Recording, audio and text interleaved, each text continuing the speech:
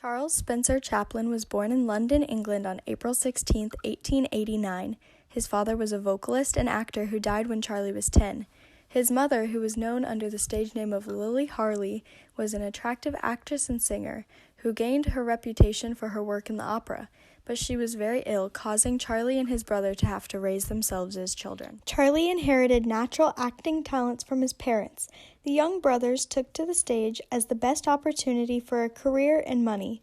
Charlie made his debut as a member of a children's group called the Eight Lancier Lads, and he rapidly got popular as an outstanding tap dancer. When he was 12, he got his first chance to act in a stage show and appeared as Billy the Page Boy. At the end of the show run, Charlie started his career as a comedian, which eventually took him to the United States in 1910. He was an immediate hit with the American audiences, particularly with his characterization in a sketch entitled A Night in an English Music Hall. This caused Chaplin to be offered his first motion picture contract. He finally agreed to appear on film when he joined the Keystone Film Company. When his contract expired in 1917, Chaplin decided to become an independent producer in hopes for more freedom and greater fun in making his movies. He then began busying himself with the construction of his own studios right in the heart of the residential section of Hollywood. In 1921, he came out with a 6-reel masterpiece, including the sketch The Kid, in which he introduced to the screen one of the greatest child actors the world has ever known. Then, feeling the need for a rest from his crazy busy motion picture activities, Chaplin sailed for Europe in September of 1921 to get away from the industry for a little while. After this extended vacation, Chaplin returned to Hollywood to resume his picture work with lots of fresh new ideas. Chaplin then made 8 new pictures. A Woman in Paris was released in 1923. Until this time, every film had been a comedy. A Woman in Paris was a romantic drama. This was not a sudden impulse. For a long time, Charlie had wanted to try his hand at directing a serious film. The Gold Rush was released in 1925. Chaplin generally strove to separate his work from his private life, but in this case, the two became painfully mixed. The Circus was released in 1928. This won Chaplin his first Academy Award. He was given it during a presentation ceremony in 1929. Chaplin was in the middle of a dirty breakup of his marriage with Lydia Gray during production of The Circus, causing him much pain, as Lydia's lawyers sought to ruin Chaplin's career by smearing his reputation.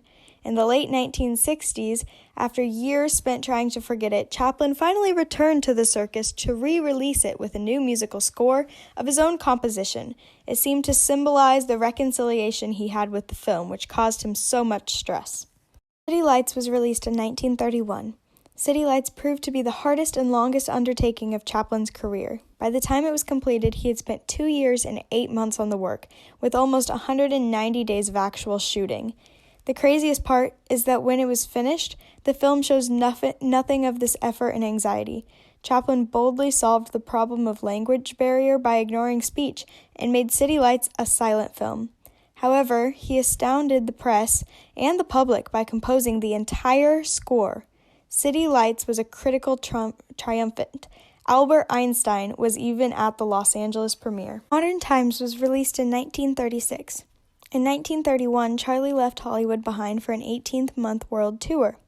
The point of this movie was to transform his observations and anxieties from the trip into comedies, dealing with topics of poverty and unemployment, strikes and strike breakers, political intolerance, economic inequalities, and tyranny of the machine. The Great Dictator was released in 1940. However, when writing The Great Dictator in 1939, Chaplin was as famous worldwide as Hitler, and his tramp character wore the exact same mustache. He decided to use his celebrity status and humor to kind of fight against Hitler's celebrity status and evil. Monsieur Verdot was released in 1947. The idea was originally suggested by Orson Welles, a project for which he wanted a dramatized documentary on the career of this legendary French murderer. Chaplin was so intrigued by the idea that he paid Welles $5,000 for it. The agreement was signed in 1941, but Chaplin took 4 more years to complete the script. Limelight was released in 1952. In choosing his next subject, he deliberately sought escape from any disagreeable contemporary reality. He found it in a bittersweet nostalgia for the world of his youth. Limelight's story of a once famous music hall artist whom nobody finds amusing any longer may well have been similar to his autobiography as a sort of nightmare scenario. New York was released in 1957. This was his first film to dare to expose through satire and paranoia and political intolerance, which overtook the United States in the Cold War years. Chaplin himself had faced much bitter personal experience of the American malice of the time. This was beginning to turn into a challenging undertaking as he was now nearing 70 and was starting from scratch in London after almost 40 years of enjoying the luxury of his own American studio and a staff of his regular employees who understood his way of working. Now, though, he had to work with strangers in a new location in a costly and unfriendly rented studio. The film can show the strain he went through. Final film was A Countess from Hong Kong in 1966. This was his only film in color. Chaplin's son, Sidney, had an important role, and 3 of Chaplin's daughters had very small parts in the film. The film was unsuccessful at the box office, but had 1 or 2 hit records with songs from the soundtrack, and the music continues to be very popular to this day. He was invited back to America to receive an honorary award from the American Motion Picture Society. This honorary award was to acknowledge Charlie Chaplin for his many accomplishments within the film world. He returned to America, and upon entering the Academy, he was given a 12-minute standing ovation by everyone there. He was excited and overjoyed for the reception and received his award with dignity. Even though America had briefly turned its back on Charlie Chaplin, deep down in their hearts, they were truly grateful for all the glorious gift of laughter that he had brought to the world. Shortly after, he was knighted by Queen Elizabeth, despite the fact that he was unable to kneel due to his health issues.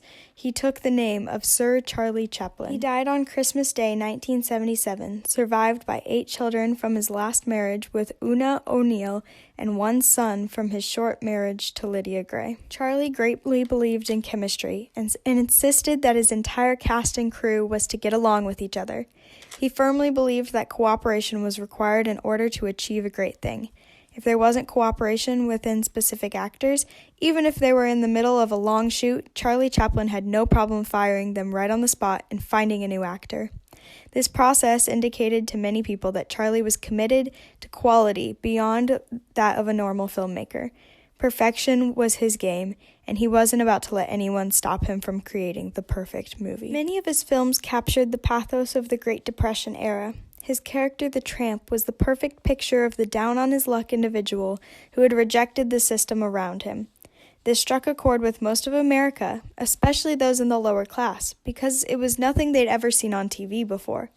Not only did his work resound in the United States, he also was becoming a sensation across the rest of the world as well, because of his ability to show real truth for the first time through comedy. By the age of 26, he was one of the highest paid actors in the world, mainly because his films were always selling. People loved the truth that Charlie Chaplin brought them. They loved the way it was executed by comedy, and they loved that it was events that they could all personally relate to.